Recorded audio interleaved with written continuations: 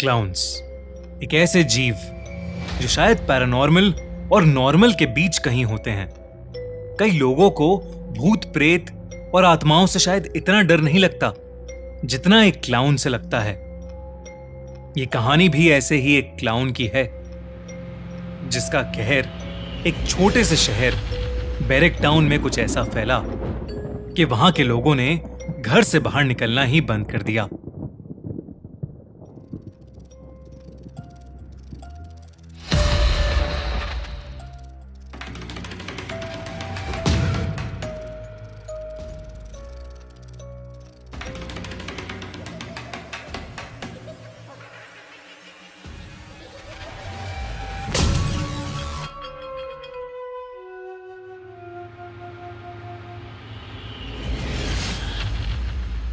आज एना का बर्थडे है।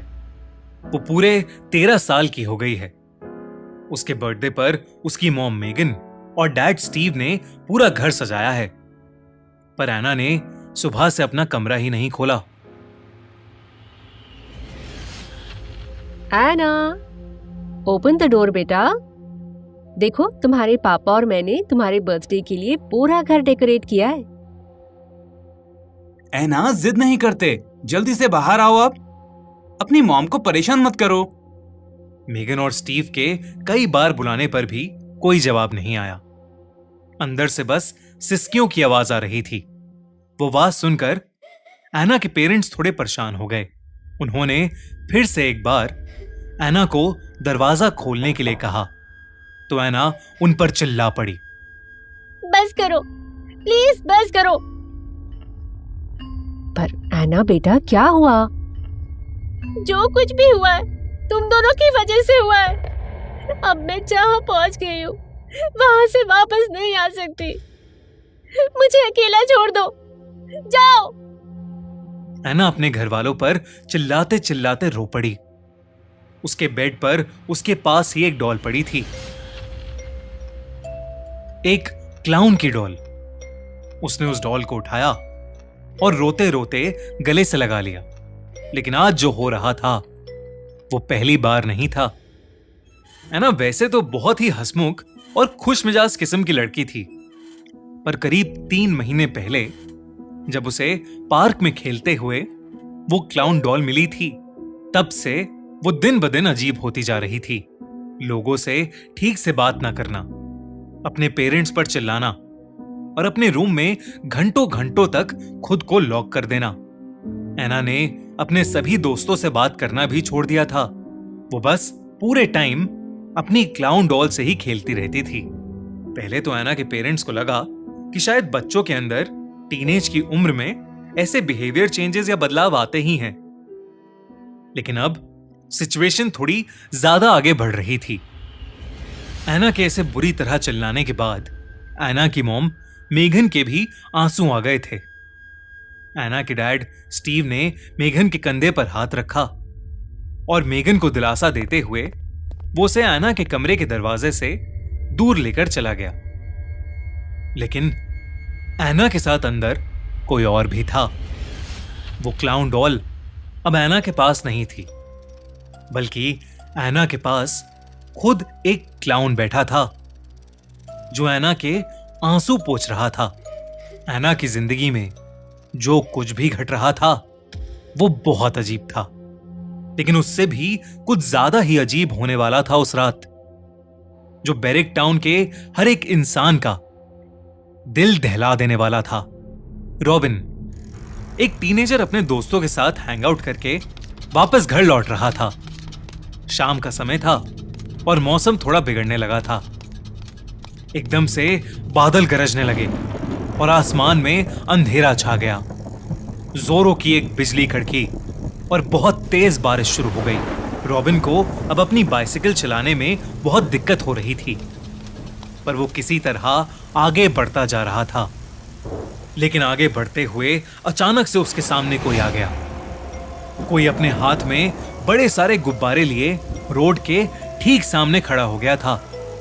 वो कौन था पता ही नहीं चल पा रहा था, क्योंकि उसका चेहरा गुब्बारों के पीछे ढका हुआ था।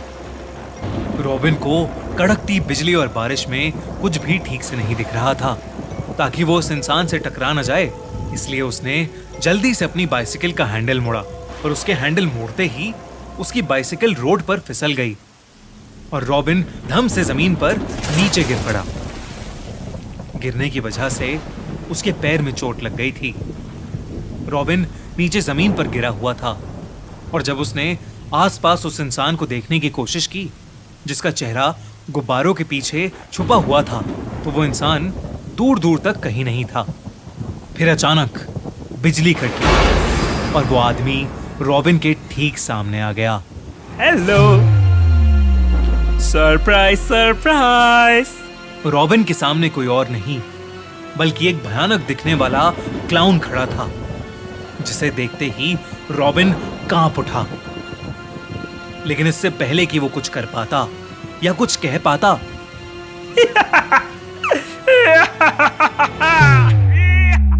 जब रॉबिन देर रात तक घर नहीं आया तो रॉबिन के पेरेंट्स ने उसके बारे में सब जगह मालूम किया, पर कुछ पता नहीं लगा। जब कहीं से कुछ भी इंफॉर्मेशन नहीं मिल रही थी तो उन्होंने पुलिस को खबर की। पूरे शहर में रॉबिन की खोज शुरू हो गई। छानबीन के दौरान एक पुलिस कार उसी रोड से गुजर रही थी जिस पर रॉबिन कुछ देर पहले अपनी बाइसिकल से गिरा था। वो पुलिस कार एक जगह आकर रुकी। वहीं पास में रॉबिन की बाइसिकल भी गिरी पड़ी थी। उस कार में से 2 ऑफिसर्स उतरकर रोड के दूसरी तरफ के एक पेड़ को देखने लगे। दोनों के चेहरे का रंग पीला पड़ गया था। जल्दी से सर को फोन लगा।